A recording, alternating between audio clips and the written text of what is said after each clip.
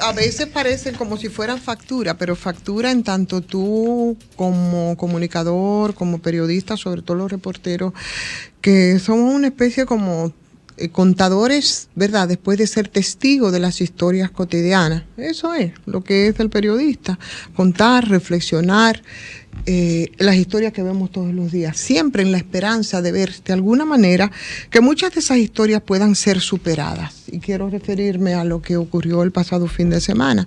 Contábamos la misma historia y la contábamos el 4 de noviembre del año pasado.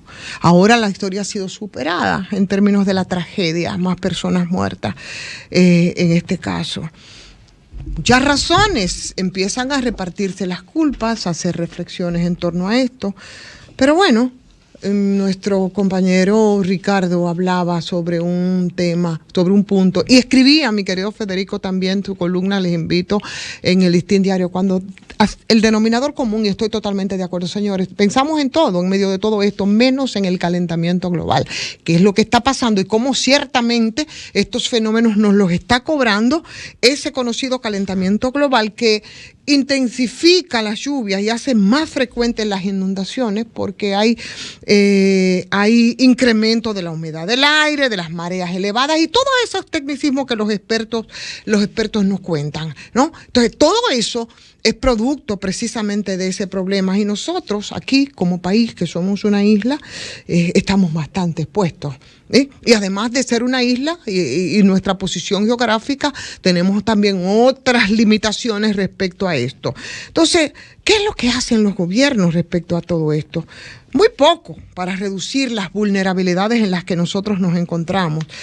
Ejemplo, la privatización de los servicios que se dan de mantenimiento de vías, de puentes, de elevados, de desniveles, por sus lógicas de ganancia y también de corrupción, normalmente son bastante ineficientes. Y yo lo que estoy es, después de ese denominador común, viendo todos los otros elementos que se suman para que nosotros tengamos que estar contando la misma historia cada vez maximizada respecto a vidas humanas, que al final son los que sufren y sobre todo los más vulnerables.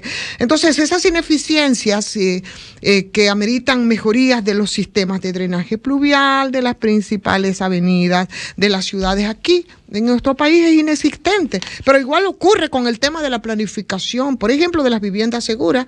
Eso no existe, eso no se da, eso no ocurre, y eso ha sido priorizado más bien como una especie de negocio, un negocio de la vivienda de carácter social que en este país está las estadísticas en cerca de un 20% de las viviendas que son vulnerables e incluso a inundaciones. Oxfam daba un dato y hablaba de 70% de las viviendas vulnerables, pero de esas que ahora, después de lo que ocurrió el sábado, señores, están en una situación, bueno, prácticamente de destrucción, aunque no se ha hecho el levantamiento, pero tomando esas estadísticas debemos suponer que es así. Entonces, hay mucho que analizar respecto a estas terribles situaciones que afectan a las familias dominicanas finalmente, y es lamentable que en la principal ciudad del país las inundaciones provoquen tragedias como estas que nos recuerdan, por supuesto, a lo que pasó el año pasado. Es una reflexión que yo creo que tienen desde el punto de vista técnico. Bueno,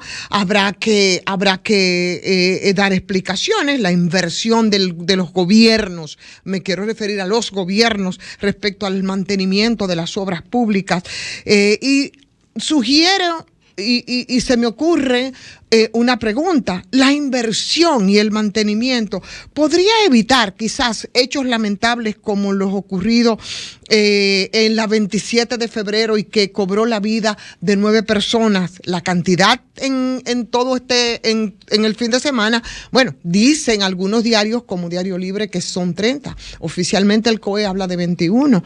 Yo prefiero quedarme con lo que recogen los medios y cómo lo documentan.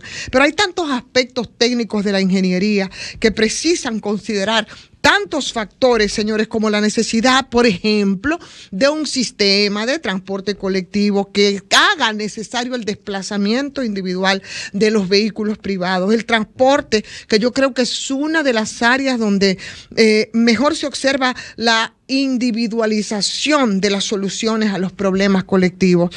El Estado yo creo que de alguna manera ha cedido la obligación de regular y ha dejado a merced de un sector que normalmente ha devenido en gangsteril y que va en desmedro de la ciudadanía. Pero además, el fallo que nosotros tenemos en términos de la educación, lograr que los ciudadanos no bloqueemos las calles, no subamos los carros en las aceras, no lancemos las basuras a las calles, que no las revirtieron y nos las mostraron casi como expresión, óyeme, sino de rebeldía, de protesta con las aguas que vimos en estos días. Entonces, yo creo que las deficiencias en las estructuras, en la incompetencia. Ustedes recuerdan cuando aquí se construyó la avenida Jacobo Magluta.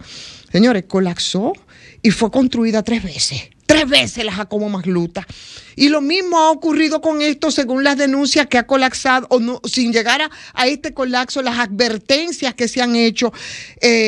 Son 3 veces también. Entonces, no hay nada, señores, que pueda regular y que una legislación que tenga que observar al sector privado y también al gobierno para que proteja a los ciudadanos como usuarios de las obras públicas. Yo me pregunto, ¿en qué momento es que se van entonces a asumir esas responsabilidades, esas consecuencias, esas acciones para que nosotros, los que estamos ahí viendo y contando las historias cotidianas, podamos contar una versión distinta de la historia?